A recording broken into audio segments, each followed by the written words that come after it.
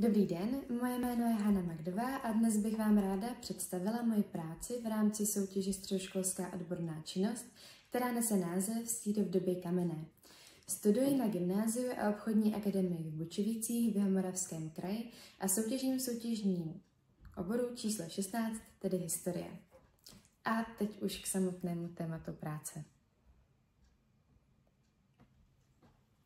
Pro člověka, stejně tak jako pro všechny ostatní savce platí, že mléko je první potravou, kterou v životě přijímáme. Člověk je však jediný druh, který přijímá mléko i v dospělosti, a to dokonce mléko jiných živočišných druhů. V dnešní době je pití mléka běžnou součástí stravy, ale je předmětem i mnoha diskuzí. Mnoho lidí se zajímá o otázky intolerance laktózy, ekologické dopady mléčného průmyslu nebo o etické otázky spojené s chovem dobytka.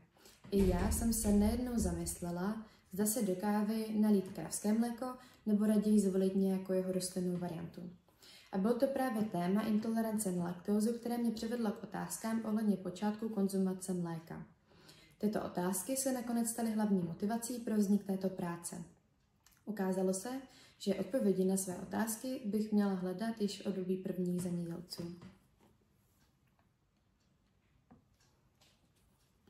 Moje práce se soustředí na 3 hlavní otázky, které mi pomohly lépe porozumět souvislostem mezi pravěkými lidmi, konzumací mléčných produktů a možnostmi, jak tyto jevy zkoumáme dnes.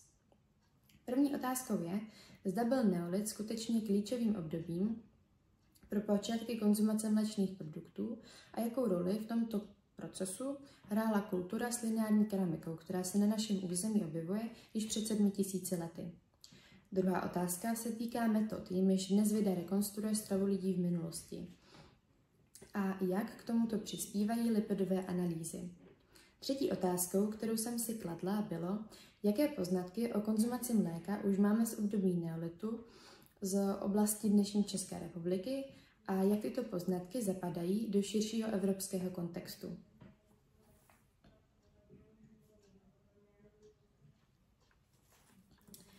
Struktura mé práce tedy logicky kopíruje vývoj tématu od základních informací až po konkrétní případovou studii.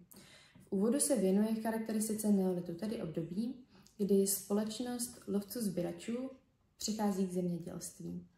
Zvláštní důraz tedy kladu na kulturu s lineární keramikou, tedy první komunity na našem území věnující se převážně zemědělství a tím pádem jsou i stěžení v archeologickém výzkumu.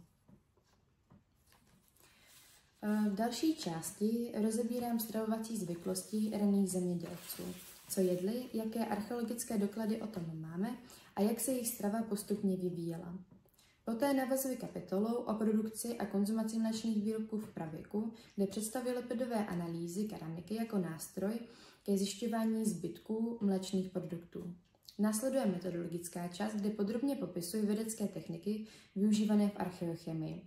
Například hmotnostní spektrometry, plynovou chromatografii nebo metodu ELISA a jejich přínos pro rekonstrukci pravěké stravy. Důležitou součástí mé práce je také kritické zhodnocení pramenů a shrnutí významných objevů z České republiky, které ukazují, že i naše území hraje velmi důležitou roli v evropském kontextu. V závěru se věnuje modelové lokalitě Šitice-Kyjovice-Sutny, kde probíhal konkrétní výzkum keramického materiálu a který dobře ilustruje propojení teoretických poznatků s praktickým archeologickým výzkumem. K lipidové analýze jsem vybrala 23 vzorků keramických střepů. Vzorky jsem vybrala přímo v archeologickém depozitáři v lokalitě Těšetice. Při výběru jsem se zaměřovala zejména na střepy z hrdla a dna nádob a ideálně na větší zajímavé vzorky. Vybrané vzorky byly převezeny do Ústavu archeologie a muzeologie Masarykovy univerzity v Brně. Tam jsem jednotlivé vzorky důkladně nafotila a zakreslila dle archeologických norem. K evidenci jednotlivých vybraných kusů jsem vytvořila podrobnou databázi v programu Microsoft Access, zahrnující nálezový kontext, tvarové spektrum nádob, fragmentárnost a přítomnost dekoru. Poté byly vzorky připraveny na export na laboratorní zpracování a extrakci vzorků pro lipidové analýzy. Vzorky byly tedy odeslány do specializované laboratoře Ústavu jaderné fyziky Akademie věd České republiky v Praze, kde v průběhu roku 2025 proběhne jejich analýza metodou plynové chromatografie spojenou s hmotnostní spektrometrií. Vybrané střepy budou též podrobeny dataci pomocí radiokarbonové metody C14, aby bylo možné přesně určit jejich stáří. Výsledky těchto analýz tedy budou sloužit jako podklad pro vědeckou publikaci, kterou připravuje výzkumný tým z Ústavu archeologie a muzeologie Masarykovy univerzity.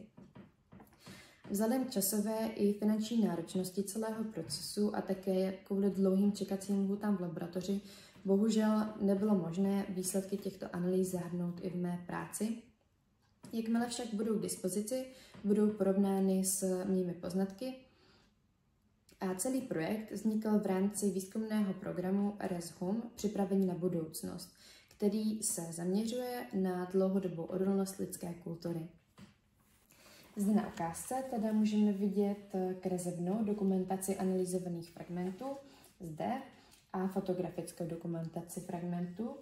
A zde také pár obrázků přímo z průběhu mé práce.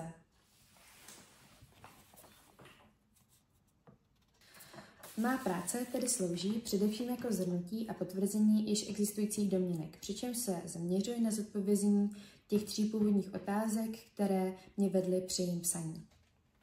Neolit tedy skutečně představoval přelom v lidském stravování, protože právě v tomto období přechod k zemědělství a domestikaci dobytka umožnil nové možnosti stravování, včetně využití mléka. Významnou roli v tomto procesu tedy hrála kultura s lineární keramikou, která je spojována s prvními zemědělskými komunitami v Evropě. Ačkoliv konzumace mléka sebou nesla určitá rizika, zejména kvůli omezené schopnosti dospělých jedinců trávit laktózu, lidé si postupně osvojili způsoby, jak mléčné produkty zařazovat do jídelníčku. Pomocí fermentace nebo výrobou sýru dokázali zpracovat mléko tak, aby se vyhnuli případným zdravotním komplikacím. Keramické nádoby, které tehdejší komunity vyráběly, sloužily nejen ke skladování, ale také ke zpracování potravin, včetně mléčných výrobků. A právě díky těmto nálezům je dnes možné zkoumat, jak a kdy se mléko začalo ve stravě pravěkých lidí objevovat. Pomocí moderních vědeckých metod, jako jsou lipidové analýzy, lze identifikovat zbytky mléčných látek uchovaných v keramice. Je však nezbytné tyto výsledky vždy pečlivě interpretovat, protože mohou být ovlivněny kontaminací nebo degradací v průběhu času. Následně jsem se také zaměřila na dosavadní poznatky o konzumaci mléka v neolitu na území České republiky a porovnala je s výzkumy z dalších evropských regionů. Ačkoliv počet dosavadních studií, pocházejících například z české lokality Bylany, je velmi omezený, ukazuje se, že stravovací strategie našich předků odpovídaly širším evropským trendům. Zejména tady na území Moravy, včetně mé modelové lokality Těšotice, Kyjovice, Sutny, jsou však dosavadní poznatky velmi omezené.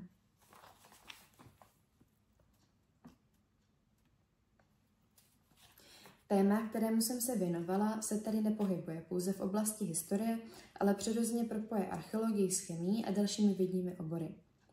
Je tak ukázkou toho, jak může mezioborová spolupráce přinášet nové a cenné pohledy na vývoj lidské společnosti. Zkoumání stravovacích návyků v neolitu nám pomáhá lépe pochopit nejen každodennost života našich předků, ale také širší souvislosti, jako například vznik genetických adaptací, jako je například schopnost trávit laktózu i v dospělosti. Praktická část mé práce zároveň představuje konkrétní přínos pro český archeologický výzkum. Dokumentované keramické vzorky z lokality Těšotice mohou být v budoucnu sloužit jako podklad pro další analýzy a výzkumné projekty. V neposlední řadě má práce otevírá prostor i pro diskuzi o současných tématech, otázkách výživy, laktózové intolerance nebo ekologických dopadech mléčné produkce. A já bych vám tímto chtěla poděkovat za vaši pozornost, za čas, který jste strávili nad mojí prací a tím pádem i nad tímto videem.